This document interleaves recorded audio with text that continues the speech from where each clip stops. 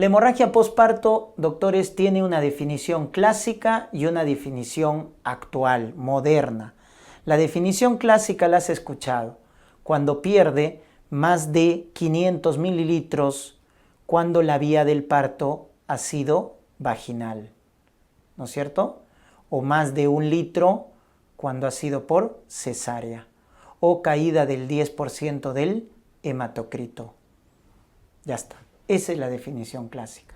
La actual te dice pérdida de más de 1 litro independientemente de la vía del parto, o cualquier hemorragia que genere signos y síntomas de inestabilidad hemodinámica.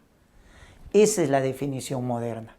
Pérdida más de 1 litro independientemente de la vía del parto, o cualquier hemorragia que genere signos y síntomas de inestabilidad hemodinámica. Entonces tengan en cuenta esas definiciones de hemorragia posparto. Definitivamente la hemorragia es la principal causa de muerte materna. Por eso cuando se establece hay que activar la famosa clave roja o código rojo obstétrico. Y como es una emergencia, entonces aplicamos el ABCDE. El A, que es la vía aérea, pasarle oxígeno, ¿correcto? Con una mascarilla, oxígeno suplementario, 10 litros por minuto.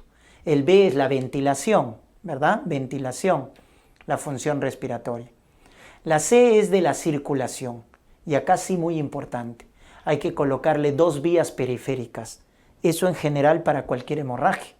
2 vías periféricas a bocagruesos para infundir fluidos. Y hemoderivados. Esos hemoderivados deberíamos indicar cuando calculamos el índice de shock, que es el cálculo de la frecuencia cardíaca sobre la presión arterial sistólica, que si nos sale más de 0.9, lo cual nos indica que la paciente esté inestable, entonces lo más probable es que va a requerir hemoderivados, paquete globular, unidades de plaquetas, plasma fresco congelados. Recuerden que la relación en los hemoderivados es 1-1-1 para llegar a un equilibrio. Entonces, ahí está el componente C, ¿no? Fluidoterapia, hemoderivados. ¿Ya? Muy importante entonces. Luego tenemos en esta línea C de la circulación, la volemia, la fluidoterapia, ¿no? Por eso le colocamos los catéteres periféricos. Y para la fluidoterapia es importante recordar este cuadrito de la clasificación de la pérdida de volumen, según Benedetti. Según Benedetti, tenemos que evaluar el sensorio, la perfusión, el pulso, la presión sistólica y establecer el grado de shock. Y con ello cuantificamos la pérdida de volumen y decimos cuánto de cristaloides voy a infundir. Entonces comenzamos. Si la pérdida es de 10 a 15%, o sea, de 500 a 1 litro, el sensorio va a estar normal, la perfusión va a estar normal, la frecuencia va a estar normal, la presión va a estar normal. Entonces es un shock compensado. Pero está sangrando, pero todo está normal. Ahí debo reponer, ¿no es cierto?, fluidoterapia, ¿no?, de manera controlada. Pero cuando ya pierde de 16 a 25%, o sea, de litro a litro y medio, entonces acá ya el sensorio puede haber agitación, puede haber palidez o frialdad, ya el pulso llega a 100, la presión baja de 80 a 90, la presión sistólica. Entonces ya este es un cuadro de shock leve, porque has visto que la frecuencia ha subido, está entre 90 y 100, y la presión sistólica ha bajado de 80 a 90. Entonces, en ese rango ya decimos es un shock leve, y ahí debemos infundir 3 veces más que la pérdida. Eso recuerden siempre, la fluidoterapia, como se hace con cloruro de sodio al 0.9%, se repone de 1 a 3. Es decir, si perdí como 1, repongo como 3. Por eso ven acá que si he perdido 1 litro, repongo 3 litros. He perdido 1,5 litros, 4,5 litros. Por eso es muy importante ver en qué estadio está, ¿no? El siguiente estadio es cuando pierde 1,5 litros a 2 litros. ¿Y cuándo vas a establecer eso? Cuando ya el sensor está agitado, hay palidez, hay frialdad, hay diaforesis. Ahora sí la frecuencia está más de 100. Y la presión sistólica está de 70-80. Entonces ya ahí es moderado. Mira cómo ahí juegas con la frecuencia y la presión. Eso básicamente te determina. Entonces infundes 3 veces el valor. Infundirás de 4,5 a 6 litros. Y ya el grado más severo, que es cuando se pierde más de 35%, más de 2 litros. Está letárgico, confuso, inconsciente la paciente. Hay palidez, hay frialdad, hay diaforesis, has llenado capilar lento. La frecuencia está más de 120, la presión está menos de 70.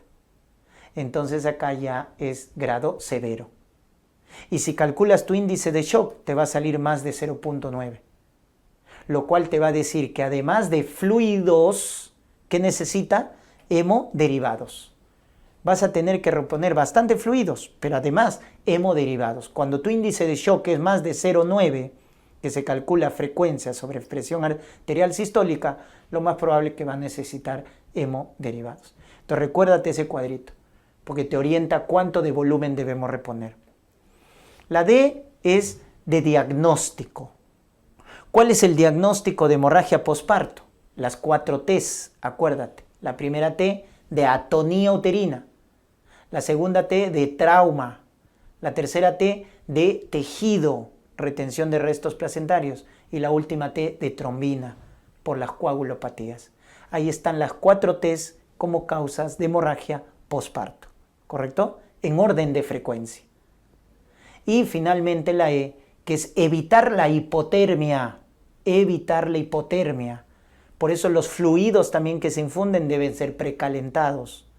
Hay que tapar a la gestante, porque la hipotermia genera más hipoperfusión.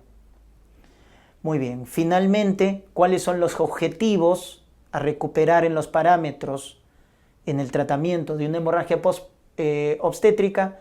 Es que la frecuencia cardíaca sea menos de 90, la sistólica más de 90, el sensorio normal y sobre todo el gasto urinario, más de 0,5 mililitros por kilo por hora. Cuando obtenemos estos parámetros decimos que la paciente está respondiendo al tratamiento. Y recuerden en el manejo esta reglita, ¿ya? 10, 14, 16. 10 arriba ¿de qué? De para colocarle oxígeno, 10 litros por minuto. 14, las líneas periféricas, Avocat 14, en cada brazo. Y 16, la sonda Foley. Sonda Foley número 16, para monitorizar la diuresis urinaria, la diuresis horaria, y de esa manera establecer el objetivo del tratamiento, ¿no? Muy bien, entonces esa es la medida general, ¿correcto? Ahora vamos a ver la etiología. En relación a la etiología y la clínica que se presenta. Entonces, definitivamente la causa más frecuente de hemorragia posparto, siempre preguntan en los exámenes, es la atonía uterina. Es la causa más frecuente, sobre todo en las primeras 24 horas del puerperio. Es la causa más frecuente, definitivamente. Luego está el trauma del canal del parto, en segundo lugar.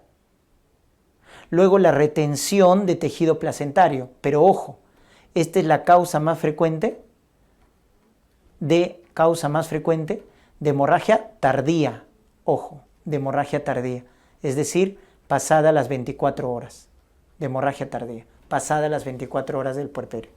Y la más rara, las coagulopatías, ¿correcto? Muy bien. Entonces, en cuanto a la clínica para sospechar atonía, debemos recordar, la atonía, como causa de hemorragia posparto más frecuente, se produce en las 24 horas, como un sangrado severo, un sangrado continuo, en la cual el útero va a estar por encima del ombligo. Es decir, un útero que se palpa blando y que se palpa por encima del ombligo. Cuando te dicen eso en la descripción de una hemorragia puerperal, sospecha atonía uterina. En cambio, si te dicen que hay un sangrado, ¿no es cierto?, pero el útero está contraído el útero está por debajo del ombligo, entonces ahí piensas en trauma del canal del parto, porque te está descartando con esa descripción de que hay atonía uterina. Entonces, trauma del canal del parto. Por eso, lo primero que se debe hacer para determinar la etiología de la hemorragia posparto es palpar el útero. Es lo primero que se debe hacer. Entonces, al palpar el útero, si es blando, atonía. Si está contraído, trauma del canal del parto. Y para ver la lesión del trauma del canal del parto, acuérdate que se colocan valvas. Valvas, no espéculo, valvas. Porque la lesión más frecuente es la laceración cervical. Laceración cervical. Entonces, eso debes acordarte. Ahora, en una retención de restos placentarios, te vas a dar cuenta que el útero está subinvolucionado, un útero subinvolucionado, un alumbramiento patológico o prolongado, ¿no es cierto? Ya lo hemos definido, más de 30 minutos si es espontáneo, más de 15 minutos si es activo o dirigido. Entonces, cuando tenemos un alumbramiento prolongado, una sospecha de retención placentaria, entonces ahí hay que pensar en esta causa de hemorragia posparto, que es la más frecuente tardía, ojo, les mencioné. Y bueno, la coagulopatía, en la cual te van a decir pues que el útero está normal, está contraído, está por debajo del ombligo. El alumbramiento ha sido normal, ¿correcto? No hay lesión del canal del parto. O sea, has descartado todo.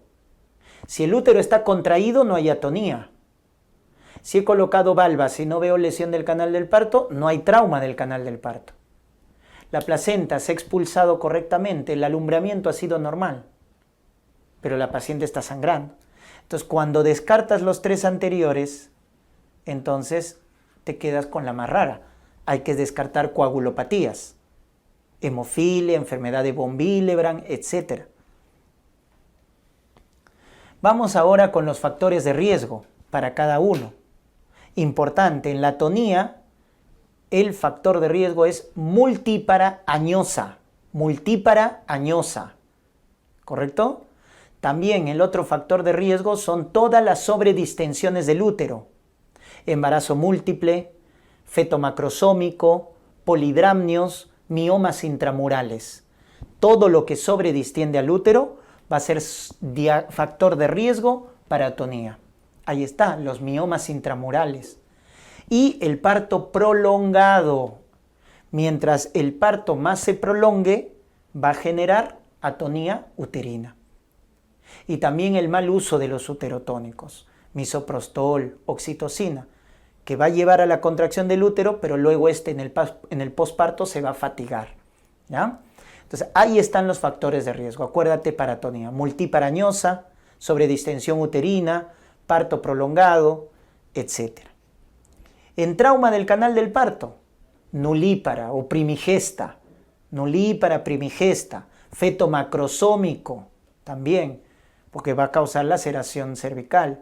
Las maniobras, miren la maniobra de Christeller, ¿no?, que están contraindicadas, o un parto precipitado. Entonces, una primigesta, un feto macrosómico, un parto traumático, parto precipitado, se asocian a trauma del canal del parto. Y cuando hay una mala técnica en el alumbramiento, acuérdate que eso va a generar retención del tejido placentario. Y eso lo vemos en el acretismo placentario, en la placenta subcenturiata o en las malas técnicas de alumbramiento, ¿no? Entonces, si hago una mala conducción del alumbramiento, eso me va a favorecer la retención de tejido placentario. Pero hay dos factores que destacan.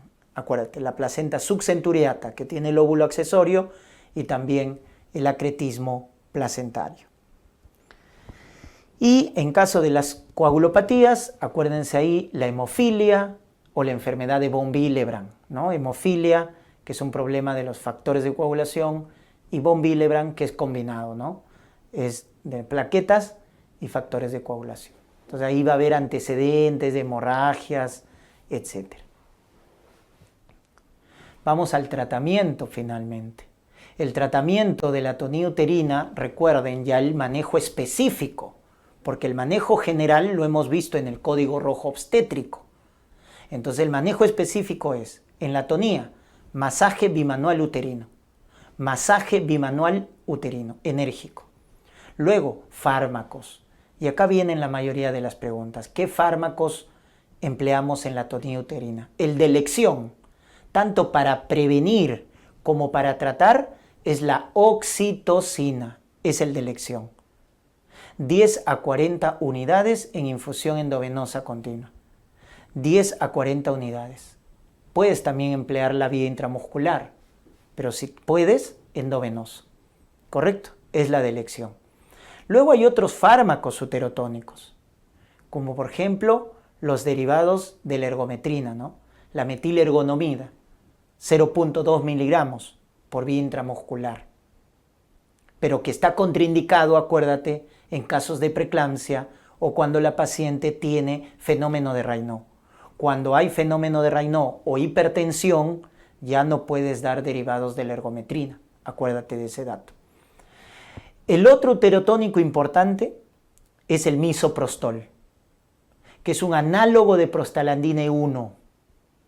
El misoprostol se da a dosis para tratar de 800 a 1000 microgramos por vía intrarrectal.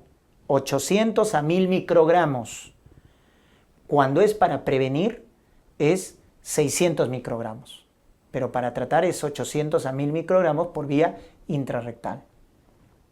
También tenemos el carbopros, que es análogo de prostaglandina F2-alfa, contraindicado cuando hay broncoespasmo, asma, o el agonista de oxitocina, que es la carbetocina. Carbetocina, agonista de oxitocina. Muy bien, pero definitivamente la oxitocina es el uterotónico de elección. Y otro tratamiento importante para bajar la mortalidad en una hemorragia postparto por atonía es el uso, acuérdense que lo han preguntado, de este antifibrinolítico, que es el ácido tranexámico, el famoso transamin, que se coloca en hemorragia postparto, 1 gramo por vía endovenosa, lento. Baja la mortalidad, doctores, baja la mortalidad. Ácido tranexámico, 1 gramo por vía endovenosa, ¿ya? Cuando falla la terapia farmacológica, entonces hacemos taponamiento uterino. Se coloca el famoso balón de Bagri, ¿correcto? Ahí está, esta sonda, cuando falla el manejo farmacológico. Si después de 24 o 48 horas máximo, ¿no? 24 horas generalmente, no controlamos el sangrado, entonces rápidamente ya hay que pasar a las medidas quirúrgicas, como la sutura de Belinch, la ligadura de vasos, arteria uterina, arteria hipogástrica, el empaquetamiento uterino, la embolización, etcétera, o el último recurso que será la histectomía. ¿Correcto?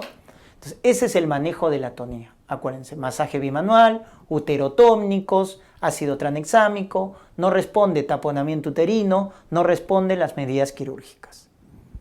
Y lo más importante acá es la prevención. Por eso hay que evaluar los factores de riesgo y dar prevención. ¿Cómo hago la prevención de atonía uterina? Con el alumbramiento dirigido, ¿no? Colocándole oxitocina 10 unidades por vía intramuscular. O misoprostol, 600 microgramos intrarrectal. Entonces es importante la prevención. Por eso la evaluación de los factores de riesgo. En trauma del canal del parto, recuerden que lo más frecuente es la laceración cervical. Entonces hay que suturar. ¿Cómo se llama la sutura? Traqueorrafia. Traqueorrafia. Así se llama la sutura. ¿Correcto? Muy bien. También pueden formarse hematomas vulvovaginales. La paciente está chocada, está hipotensa, pálida y tiene una sensación de bulto en la zona genital. Entonces un hematoma, ¿no? Vulvovaginal. Hay que debridarlo. Hay que debridarlo y hacer mecanismos o suturas hemostáticas. Y el famoso desgarro perineal, que les preguntan frecuentemente los grados, ¿verdad? ¿Cuáles son los grados de desgarro perineal? 1, cuando compromete solo piel, mucosa vaginal. 2, cuando ya compromete lo que viene a ser, en el grado 2, se compromete el músculo de la región perineal. Grado 3, cuando se compromete el esfínter anal. Y el grado 4, cuando se compromete la mucosa rectal. Doctores, eso de memoria, no se pueden equivocar. 1, piel. 2, músculo. 3, esfínter anal. 4, mucosa rectal. Entonces tienen que acordarse, porque el 3 y el 4 va a requerir cirugía. El 2, suturas, y el 1, observación. Esa es la conducta, ¿correcto? Entonces tienen que acordarse, sobre todo el 3 y el 4. 3, esfínter anal, y 4 cuando compromete la mucosa rectal. Y en retención de tejido placentario también, ¿no? Si tenemos retenido en la placenta restos placentarios, primero oxitóxicos, oxitocina, 20 unidades endovenosa. No responde, legrado uterino, cuando es restos. Cuando ya es un acretismo placentario, ya se hace una histerectomía. Y en el caso de coagulopatías hay que dar hemoderivados, plasma fresco congelado, factores de coagulación, etc. Otras causas de hemorragia postparto son la inversión uterina, que la tienes que sospechar cuando una paciente tiene sangrado y no se palpa el útero. Ese es el dato, ¿eh? Está sangrando y no palpas el útero. Porque si tú palpas el útero en una hemorragia de la puérpera y está blando, es atonía. Si está contraído, trauma del canal del parto. Y si no palpas el útero, inversión uterina. Tienes grados. El 1, incompleto. El 2, completo, cuando llega hasta la región del cuello uterino. El 3 es ya prolapsado, sobrepasa el cérvix. Y el 4, cuando sobrepasa el introito vaginal, ¿ya? Esos son los 4 grados. 1 incompleto, 2 completo, 3 prolapsado, 4 total. El manejo es la reposición manual, conocida con el nombre de maniobra de Johnson. Esa es la primera conducta, reposición manual. Cuando ya no se puede o no responde a la maniobra o a la reposición manual, recién la cirugía, la parotomía, donde tenemos diferentes técnicas, como la cirugía de Huntington o la cirugía de Spinelli para inversión uterina. Y también tenemos el acretismo placentario, que es el defecto de la membrana de Nitabuch, esa membrana fibrinoide que separa la placenta del miometrio. Entonces, cuando hay un defecto de esta membrana, se produce el acretismo placentario.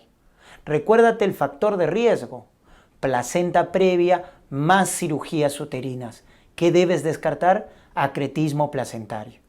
Cuando tengas una gestante con diagnóstico de placenta previa y tiene antecedentes de cirugías, cesáreas, legrados, miomectomías, tienes la obligación de descartar un acretismo placentario, ¿correcto?